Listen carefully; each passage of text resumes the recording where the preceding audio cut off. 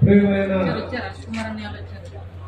విజయనగరం మాలజాతి రక్తబంధువులారా సోదరులారా, ఈ సభకు నన్ను ఆహ్వానించిన జేఏసీ కన్వీనర్ రమణ గారికి, ఈ వేదిక మీద ఇక్కడ మీ అందరితో మాట్లాడడానికి వచ్చిన పెద్దలు గౌరవనీయులు మాజీ పార్లమెంటు సభ్యులు హర్ష్ కుమార్ గారికి, అట్లాగే సమతా సైనిక జాతీయ కార్యదర్శి సౌత్ ఇండియా అధ్యక్షులు దిగంబర కాంబలే గారికి, ఈ వేదిక మీద ఉన్న మిత్రులు తమ్ముళ్ళు, మాజీ ఏఎస్పీ రిటైర్డ్ ఏఎస్పీ ప్రకాష్ రావు గారికి, ఆడాడ మోహన్ గారికి, తమ్ముడు భానుకి, అదేవిధంగా మా చీఫ్ గండా నప్పారావుకి, ఆత ఉదయభాస్కర్కి, మన మధ్య లోవిస రామకృష్ణకి, అట్లాగే గత 30 సంవత్సరాలుగా మాతో ప్రయాణించి ఈ జాతి కోసం పనిచేస్తూనే మరణించిన రామవరపు వేణురాజు గారికి, ఇక్కడ అనేక మంది మిత్రులందరికీ కూడా అభినందనలు తెలుపుతూ, చాలా విపత్కరమైన పరిస్థితుల్లో ఈ రాష్ట్రంలో, ఈ 2 రాష్ట్రాల్లో ముఖ్యంగా మన జాతి వెంటబడింది. రెండవది, దీనివల్ల మనకి నష్టం ఏంటి, ఎందుకు మరి నష్టం జరిగేటప్పుడు మాట్లాడాల్సిన మన ప్రతినిధులు ఎమ్మెల్యేలు కానీ, ప్రస్తుతం ఉన్న మన ఎమ్మెల్యేలు 15 మంది ఉన్నారు.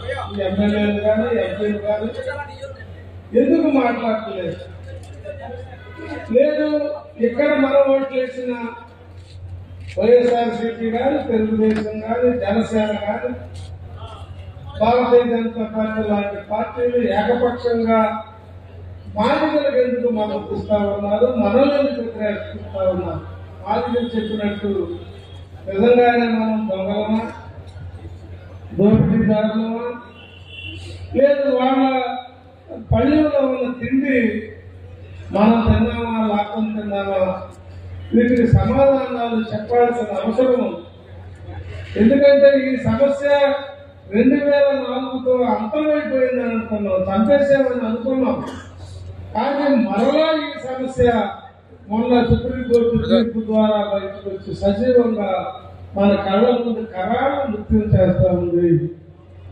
ఈ రాజకీయ నాయకులు మనం ఎన్ని సంవత్సరాలుగా ఓట్లేసి గెలిపించిన ఈ పార్టీలు ఏకపక్షంగా మద్దతిస్తా ఈ రాష్ట్రంలో ప్రధాన కులాలకు ఉన్న కమ్మ, రెడ్డి, కాపు, రాజులు, వైశ్యులు, బ్రాహ్మణులు, బీసీ కులాలతో సహా మనల్ని దొంగలుగా, దోపిడీదారులుగా, ఎదుటివాడి తిండి తినే వాళ్ళగా ముద్ర వేస్తా ఉంటే, ఈ రిజర్వేషన్ల ద్వారా కలెక్టర్లైన వాళ్ళు, తహసీల్దార్లైన వాళ్ళు, డాక్టర్లైన వాళ్ళు, ఎమ్మెల్యేలైన వాళ్ళు ఎందుకు మాట్లాడలేదు?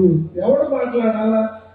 రమణ మాట్లాడాలా? మనం వచ్చి ఇక్కడ కూర్చొని మన వాట మనకేదైతే రాజకీయ ప్రాతినిధ్యం ఉందో, రాజ్యాంగంలో డాక్టర్ అంబేద్కర్ గారు ఆర్టికల్ 332 ద్వారా ఇచ్చిన రాజకీయ రిజర్వేషన్ల ద్వారా ఎమ్మెల్యేలు, ఎంపీలైన వాళ్ళు ఎందుకు వాళ్ళు నోరు మూసుకొని కూర్చొన్నారు? జాతికి నష్టం జరిగినప్పుడైనా మాట్లాడాలని నిర్ణయాల్సిన అవసరం. ఇక్కడ ఎంఆర్పిఎస్ మా హక్కు ఉంది, మా కోటా ఉంది, నాశనం చేసేది పిల్లలనేటప్పుడు ఈ జిల్లాలో ఎంతమంది ఉన్నారు? 2015లో రాజుల కిషోర్ బాబు అనే మాజీ మంత్రి ఉన్నప్పుడు సాంఘిక సంక్షేమ శాఖలో 2011 జనాభా లెక్కల ఆధారంగా GOMS25 తెచ్చారు. దాని ప్రకారం మీ విజయనగరం జిల్లాలో 11% మంది ఉన్నారు. మాది 6% రొల్లి, పాకి, పైడి, పాను, ఈ కులాలు ఉన్నారు. మరి ఎక్కడైతే పార్వతీపురంలో 10%, 11% ఉన్న వాళ్ళు ఎక్కడైతే ఎమ్మెల్యే అయ్యారు? విశాఖపట్నం జిల్లాలో 11% ఉన్నారు మాజీలు. మరి పైకిరావుపేట రిజర్వ్ నియోజకవర్గంలో అక్కడెట్లా అయ్యారు?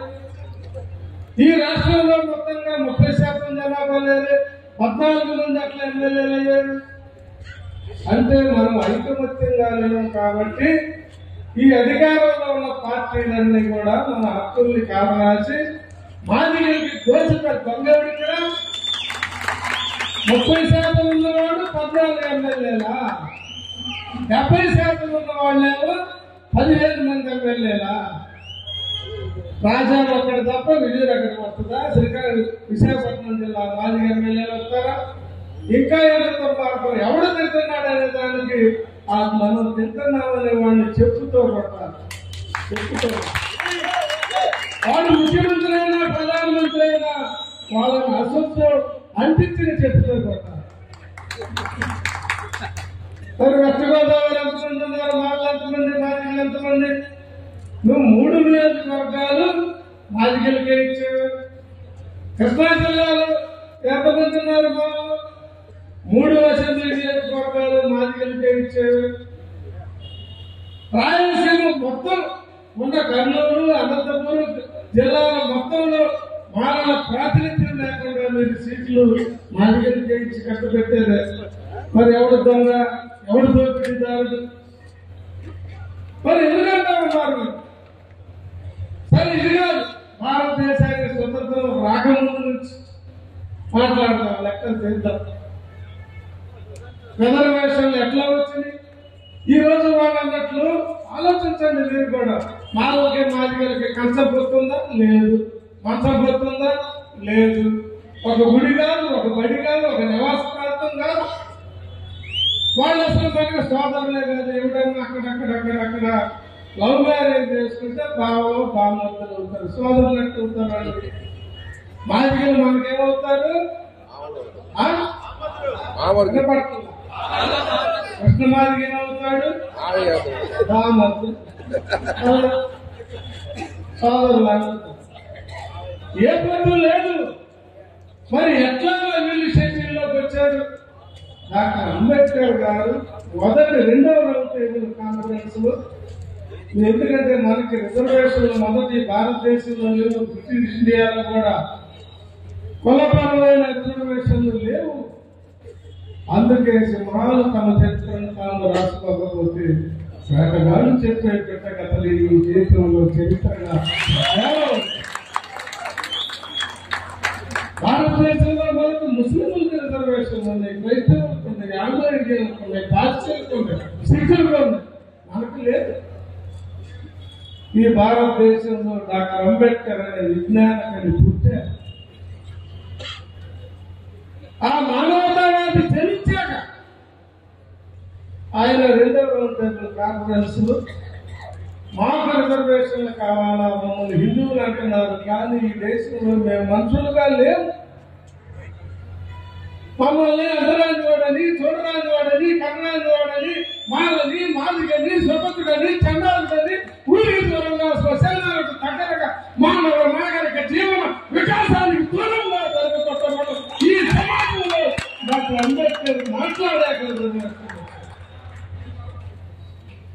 ఎక్కడే మన మనుషులు ఆయన భారతదేశం గుర్తించిందా? ఈ హిందువులు గుర్తించారా? ఈ క్షత్రియులు గాని, వైశ్యులు గాని, శూద్రులు గాని, కమ్మ గాని, రెడ్డి గాని, కాపు గాని ఈ ఓట్ల కోసం మన కాళ్ళ దగ్గరకు వచ్చి ఎన్నికలప్పుడు తన కాళ్ళ దగ్గరకు వచ్చి కూర్చున్న ఈ రాజకీయ నాయకులు మనిషిగా గుర్తించారా? మానవుడు, మానవుడు, స్వతంత్రుడని, చంద్రుడని, నీటి కోసం యుద్ధం చేశారు, నీళ్లు తాగడం కోసం ఈ దేశంలో యుద్ధం, అక్షరం నేర్చుకోవడం కోసం, వేదాలు విన్నారని చెవుల్లో శిక్షణ పోసిన దేశం ఈ దేశం. చదివేసిన నాలుకలు తగ్గట్టు దేశం. ఇలాంటి దుర్మార్గమైన దేశంలో ఈ అస్పృశ్యుల్ని, అక్కరాని వాళ్ళగా ఉన్న వాళ్ళని, ఈ మానవ జీవన వికాసానికి దూరంగా ఉన్న వాళ్ళకి మేము మనుషులమే ఒక ఆత్మగౌరవ భావుకాన్ని నిర్మించిన డాక్టర్ అంబేద్కర్ దయా భిక్ష ద్వారా ఈ భారతదేశంలో ఈ రిజర్వేషన్ వచ్చిన వాళ్ళు ఈ భారతదేశం మొత్తం ఇప్పుడు 40 కోట్ల మంది ఉన్నారు. మాలలు, మాదిగలు, మహర్లు, మాంగులు, దుసాదులు, చెమరులు, చేతవులు, సెక్యులియర్స్, సెల్యులారిస్, పరయాస్, కొలయాస్ 1286 పదాలు ఈ షెడ్యూల్లో ఉన్నాయి. సుప్రీంకోర్టు ఏమంటుంది, రాజకీయ పార్టీలు ఏమంటున్నాయి, నిన్నగాక మొన్న హైదరాబాద్ లో కమ్యూనిస్టులు అని, నక్సలైట్లు అని, మార్క్సిస్టులు అని, పౌర హక్కుల సంఘాలని చెప్పుకున్న సంఘాల నేతలు, జనశక్తి వాళ్ళు, పీపుల్స్ వారు, మాజీ నాయకులంతా ఆర్ఎస్ఎస్ విష కమిటీల్లో ఈరోజు ఒదిగి డ్యాన్స్ చేస్తూ ఉన్నారు. సామాజిక న్యాయం పేరుతోటి మనల్ని దోపిడీదారులుగా ఒక ముద్ర వేసే ఆర్ఎస్ఎస్ అవకాశం కలుగుతా ఉన్నారు. ఏం దోపిడీ, అసలు వాటి దగ్గర ఏదైనా దోపిడీ చేయటానికి ఉందా? సుప్రీంకోర్టు కూడా అదే, జస్టిస్ డివై చంద్రచూడ్ అదే మాట. వీళ్ళు ఒక కులం కాదు, ఒక మతం కాదు, ఒక సమూహం కాదు, ఒక బృందం కాదు. కంచపత్తు మంచం పత్తు లేదు, ఆహార అలవాట్లు వేరు వేరు వేరే విభజిస్తే తప్పేంటి అని. అయితే ఈ రిజర్వేషన్ల మూలం ఏంటంటే, నేను చెప్పిన ఈ దశాబ్దులు, మార్పులు, చమర్ల మొగలు, ఈ బృందాలు, సమూహాలు, తెగలుగా, గ్రూపులుగా, గుంపులుగా, ప్రాంతాలు, భాషలు వేరైనా వీళ్ళందరినీ తీసుకొచ్చి ఒక షెడ్యూల్లో పెట్టేది. అక్కడి నుంచి షెడ్యూల్డ్ క్యాస్ట్ అయ్యారు. ఈ మాల షెడ్యూల్లోకి వెళ్తే షెడ్యూల్డ్ క్యాస్ట్ అయ్యింది, ఈ మాదికి షెడ్యూల్లోకి వెళ్తే షెడ్యూల్డ్ క్యాస్ట్ అయ్యింది. దుసాదులు కానీ, మంగులు కానీ, చెమ్మలు కానీ, జాతములు కానీ, ఈ బృందాలు, సమూహాలు, తెగలుగా ఉన్న వాళ్ళని తీసుకెళ్లి ఈ కంచం పొత్తు, మంచం పొత్తు లేకపోయినా వీళ్ళ మధ్య అస్పృశ్యత అనే ఒక కారణం చేత వీళ్ళని షెడ్యూల్లో వేసి షెడ్యూల్డ్ క్యాస్ట్ అన్నారు. ఇప్పుడు మనం ఏం చెప్తున్నామంటే మాదిగలు విడిపోవాలంటారు. షెడ్యూల్ నుండి తీసి బయట పెట్టి మాదిగ రిజర్వేషన్ తెచ్చుకోకు. నువ్వు మోడీ కాళ్ళు కొట్టుకుంటావా, అమిత్ షా కాళ్ళు కొట్టుకుంటావా, ఇంకేం పెట్టుకుంటావా మాకన్నా. షెడ్యూల్లో ఉంటే అది member reservation, scheduled caste reservation. అది బయటకు వస్తే మాదిగ రిజర్వేషన్ అడుక్కో, ఇంకేదైనా అడుక్కో, మాకు సంబంధం లేదు. మేము మాట్లాడుతుంది ఇక్కడ డాక్టర్ భారతదేశం మొత్తం ఒప్పుకున్న రాజ్యాంగాన్ని. ఈ భారతదేశం రాజ్యాంగ పరిషత్తులో ఆ రోజు కాన్స్టిట్యూంట్ అసెంబ్లీలో బ్రాహ్మణుల ప్రతినిధులు ఉన్నారు, వైశ్యుల ప్రతినిధులు ఉన్నారు, సిక్కుల ప్రతినిధులు ఉన్నారు, పార్సీల ప్రతినిధులు ఉన్నారు, ఆర్ఎస్ఎస్ ప్రతినిధులు ఉన్నారు, ముస్లిం ప్రతినిధులు ఉన్నారు, ఆంగ్లో ఇండియన్ ప్రతినిధులు ఉన్నారు. వివిధ సామ్రాజ్యాలుగా, సామర్థులుగా భారతదేశంలో ఉన్న, బ్రిటిష్ ఇండియాకి బయట ఉన్న ఈ గజపతి రాజుల లాంటి సంస్థానాల్లో ఉన్న ఈ ప్రతినిధులు కూడా కాన్స్టిట్యూంట్ అసెంబ్లీలో ఉన్నారు. అంటే వీళ్ళెవరు? ఈ కులాల ప్రతినిధులు ఎవరైతే ఈ రోజు న్యాయమూర్తులుగాను, పార్లమెంటులోను, ముఖ్యమంత్రులుగాను, ప్రధానమంత్రులుగాను, కలెక్టర్లుగాను, డాక్టర్లుగాను ఈ పరిపాలనా రంగాన్ని శాసిస్తా ఆక్రమించి ఉన్నారో వీళ్ళ తాత ముత్తాతలు రాజ్యాంగం మీద సంతకం పెట్టారు. ఈ రిజర్వేషన్ల మీద, ఈ మానవ హక్కుల మీద, ఈ దళితుల రాజకీయ రాజ్యాధికార హక్కుల మీద వీళ్ళ ముత్తాతలు సంతకం పెట్టారు. ఆ రాజ్యాంగ మీద 298 కాన్స్టిట్యూంట్ అసెంబ్లీ సభ్యులు సంతకం పెట్టించాడు. వీళ్ళు దొంగలనే, వీళ్ళు దోపులనే, దారులనే, వీళ్ళు ఆయన మాట తప్పే దొంగ దుర్మార్గులని రాజకీయవేత్తల్ని డాక్టర్ అంబేద్కర్ నమ్మకలే రాజ్యాంగం బయటికి మీద సంతకాలు పెట్టించారు. మా రాజ్యాంగానికి విలువ లేదట. రాజ్యాంగం నుంచే మాట్లాడుతున్నాను. అంతకుముందు సుప్రీంకోర్టు ఉందా? ఎవరికి సుప్రీం ఇల్లు? బ్రిటిష్ ఇండియాలో ఫెడరల్ కోర్టు కలకత్తా అవుతుంది, ముంబై అవుతుంది, మద్రాసు ఫెడరల్ కోర్టు. దాన్ని సుప్రీం కోర్టు చేసింది డాక్టర్ అంబేద్కర్.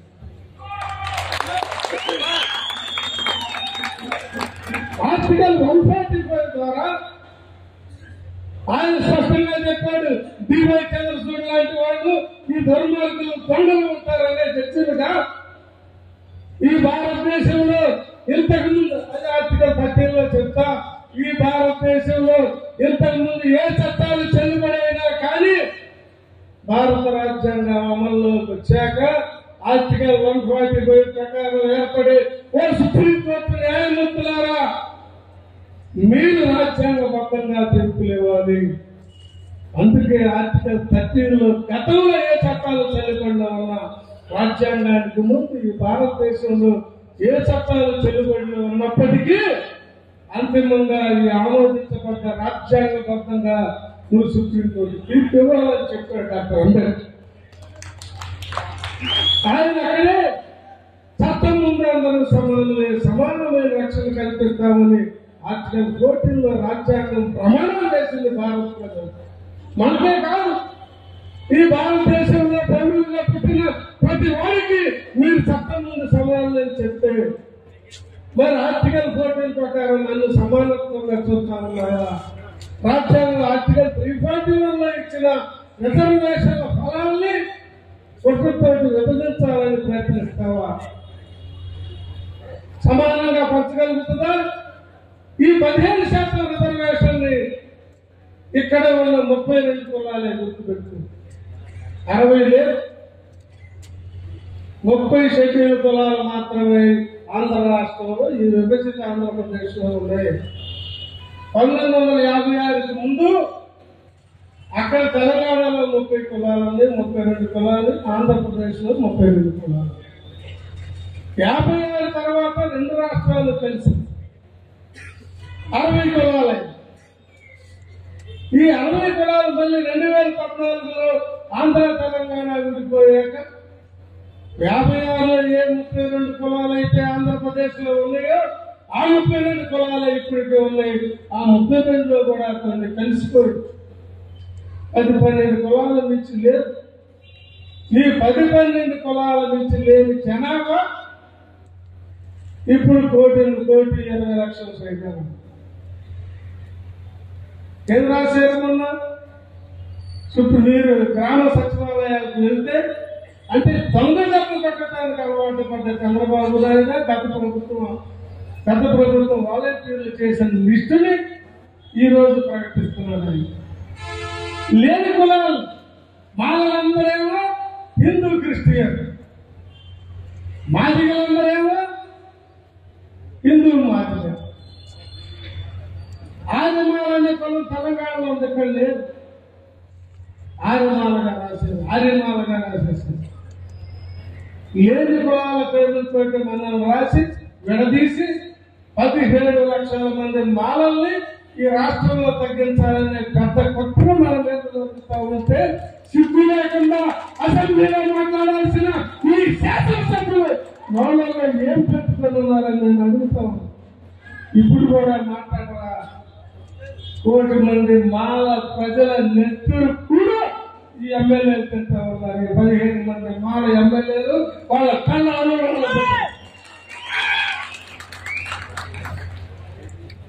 రేపు రాజ్యాంగంలో పోతాయి, అక్కడ మాదిగలను చూపిస్తారు. ఏం పిలుస్తారు వీళ్ళు? రాజ్యాంగంలో మాదిగ ప్రజల్ని సచివాలయాలు చేస్తే తెలుస్తుంది. మాదిగలు ఎక్కువ ఇక్కడ ఇచ్చే ఇంకో మాదిగ ఇట్లా జరుగుతూ ఉంది. మన చుట్టూ జనాభాని తగ్గించే అసలు దీనికి ఎట్లా ఇచ్చారు? 1992లో ఆర్టికల్ 16 క్లాజ్ 4 ప్రకారం ఈ షెడ్యూల్ కులాలు వెనకబడిన తరగతుల ప్రజల అభివృద్ధి కోసం తగిన చర్యలు తీసుకునే అధికారం రాష్ట్ర ప్రభుత్వాలకు ఉంది అని చెప్పారు. దాని ప్రకారం 1992లో ఇంద్ర సహాయ కేసులో బీసీలకు సంబంధించిన కేసు, ఆ కేసులో 9 మంది న్యాయమూర్తులు తీర్పిస్తూ ఇది ఎస్సీ ఎస్టీలకి క్రీమీ లేయర్ వర్తించదు అని ఆ తీర్పులు 9 మంది చెప్పారు. అసలు భారత రాజ్యాంగంలో ఆర్థిక ప్రాతిపదిక ఎకనామికల్లీ బ్యాక్వర్డ్నెస్ అనే పదవి లేదు. భారత రాజ్యాంగం మొత్తంలో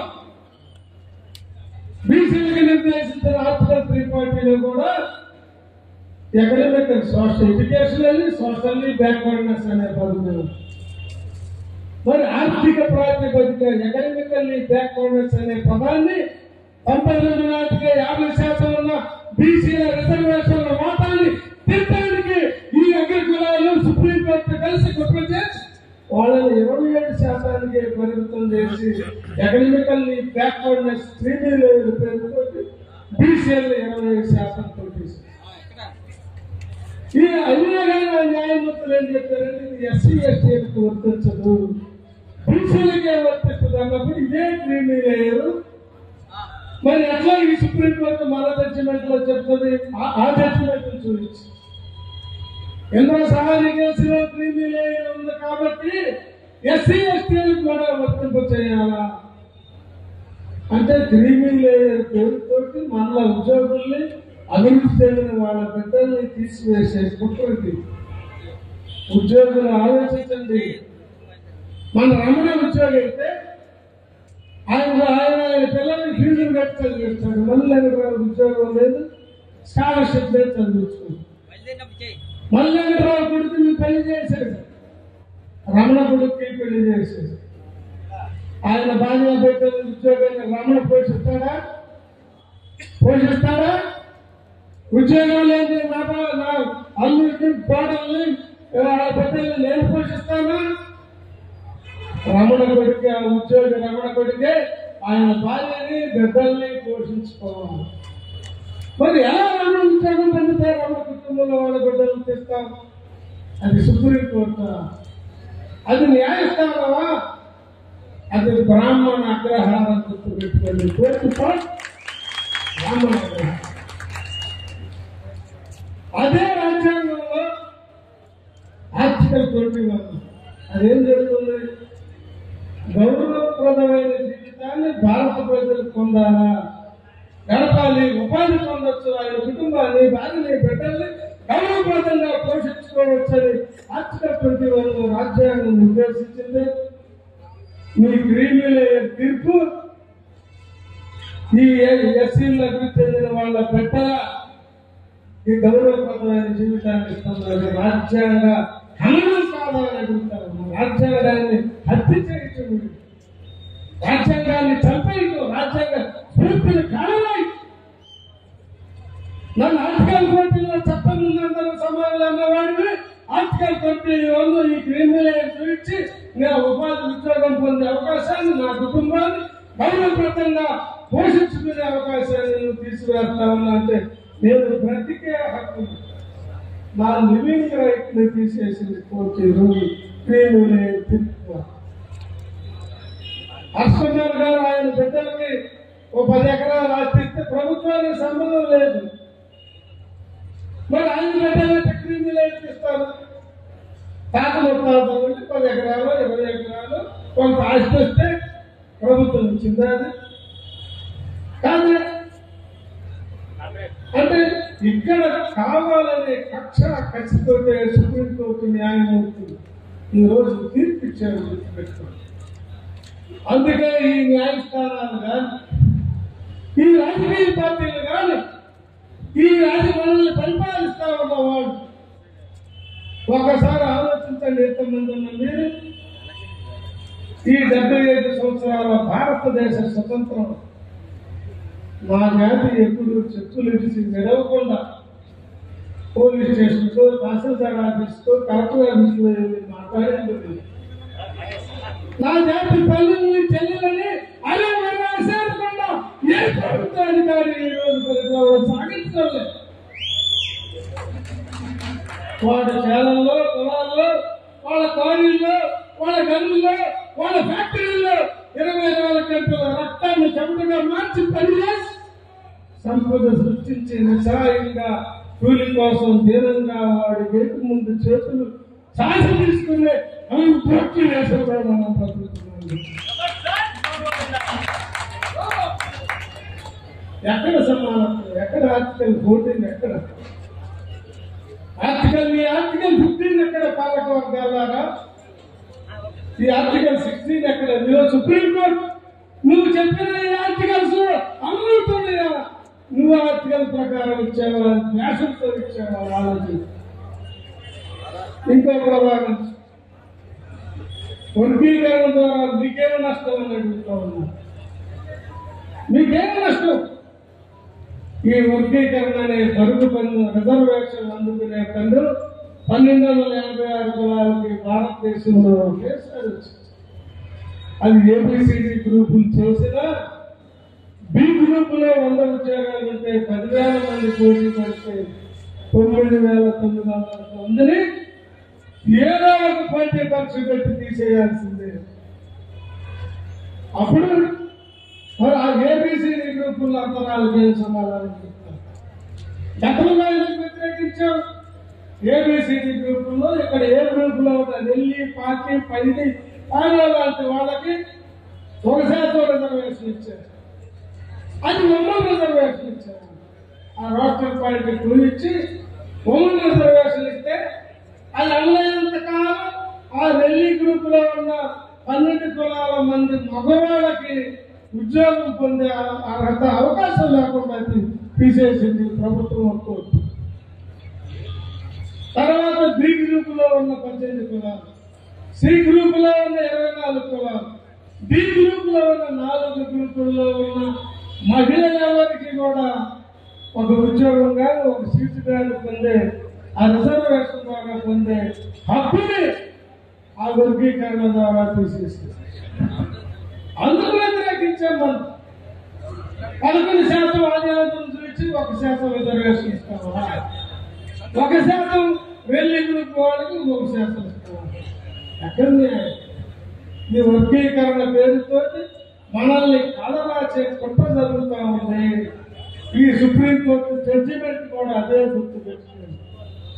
ఇంకొక చిన్న విషయం చెప్పి ముగిస్తాను. కమిషన్ వేశారు.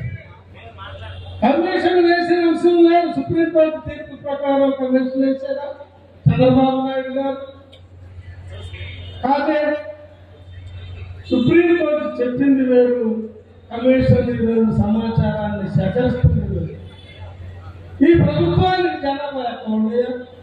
లేదు. 2021 జనాభా లెక్కలు జరగలేదు. 2011 జనాభా లెక్కల ప్రకారం GOMS 2015లో తీశారు. దానిలో ప్రామాణికంగా తీశారు. లేదు 2025 జనాభా లెక్కల కమిషనర్ లెక్కలు తీసేదాకా నువ్వు ఆగు. లేదు అసలు ఇప్పుడు కులగణన భారతదేశంలో ఎప్పుడూ జరగలేదు. జనగణన జరిగింది తప్ప కులాల గణన జరగలేదు. అది కూడా సుప్రీంకోర్టులో పెండింగ్ లో ఒక కేసు పెండింగ్. వీటిని వైలేట్ చేసి మాదిగలకి 2004 నాటి అప్పటి రామచంద్రరాజు కమిషన్ నివేదిక ప్రకారం 9% రిజర్వులు అవకాశాలు కట్టబెట్టాలనే కుట్ర ఈ రాష్ట్ర ప్రభుత్వం చేస్తామని గుర్తుపెట్టుకున్నాం. అందుకు 15 లక్షల మంది మాలల్ని ఏదో ఒక పేరుతోటి పరిశ్రమలను ఇంకొకటనో తీసివేసి తగ్గించి చూపే కుట్ర జరుగుతా ఉంటే ఎందుకు నిద్రపోతా ఉన్నారని ఆ సందర్భంలో అంబేద్కర్ అనుచరులను చెప్పుకోవడానికి మీకు అవమానంగా లేదని నేను అడుగుతాను. ఈ రాష్ట్రంలో కమ్మ కన్నా, రెడ్డి కన్నా, కాపు కన్నా, బ్రాహ్మణుడి కన్నా ఈ రాష్ట్రంలో పరిపాలించిన వర్గాల కన్నా 13% మానవులు ఈ రాష్ట్రంలో ఉంటే మరి ఎవరు ముఖ్యమంత్రి కావాలి? 2% కమ్మ వాళ్ళు చంద్రబాబు నాయుడు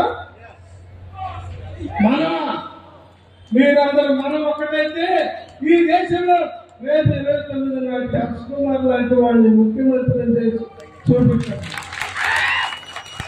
సిద్ధంగా ఉన్నారా? నేను ఈ రక్తం అంతా మాలనెత్తులేదు. ఈ ప్రాంగణంలో ఈ వేదిక మీద ఉన్నదంతా మాలనెత్తులే కానీ ఓట్లు చంద్రబాబు నాయుడు, ఓట్లు పవన్ కళ్యాణి, ఓట్లు జగన్మోహన్ రెడ్డి. వాళ్ళకి వేసినంత కాలం అది పంతానే ఉంటారు. లక్ష్మీపేట జరుగుతాయి, కారం చెరువు జరుగుతాయి, చుండూరు జరుగుతాయి. ఆ నరికి చూద్దును ఆ కొత్త సినిగా లాంటి వాళ్ళని కాపాడాలని ఉంటారు. దమ్మలేసి ఊరేగించేవాళ్ళు. ఎక్కడ ఉండాల్సిన వాస్తవం ఎక్కడ ఉన్నాడు? ఎంతమంది మన బిడ్డలు చెప్పలేదు సోదరులారు. అందుకే చివరిగా ఒక మాట చెప్పి రాజ్యాధికారానికి రాని జాతి అంతరించిపోతారన్నాడు డాక్టర్ అంబేద్కర్. మనం అంతరించిపోయే జాతుల లిస్టులో వెళ్దామా? డాక్టర్ అంబేద్కర్ గారు ఆశించినట్టు నా ప్రజలు ఈ దేశంలో పాలకులుగా ఉండాలి, పాలకులుగా ఉండకూడదు. నా జాతి ప్రజలు మాత్రమే ఈ దేశంలో స్వేచ్ఛని, సమానత్వాన్ని, సౌలభ్యాన్ని, సమన్వయాన్ని, సెక్యులర్ దేశంగా ఈ రాజ్యాన్ని పరిపాలిస్తారని చెప్పి డాక్టర్ అంబేద్కర్ గారు కన్న కళల ఆశల సోదరులారా పురోగతిగా ముందుండాలని చెప్పి ముగిస్తా ఉన్నా. జై భీమ్, జై భీమ్, జై భీమ్,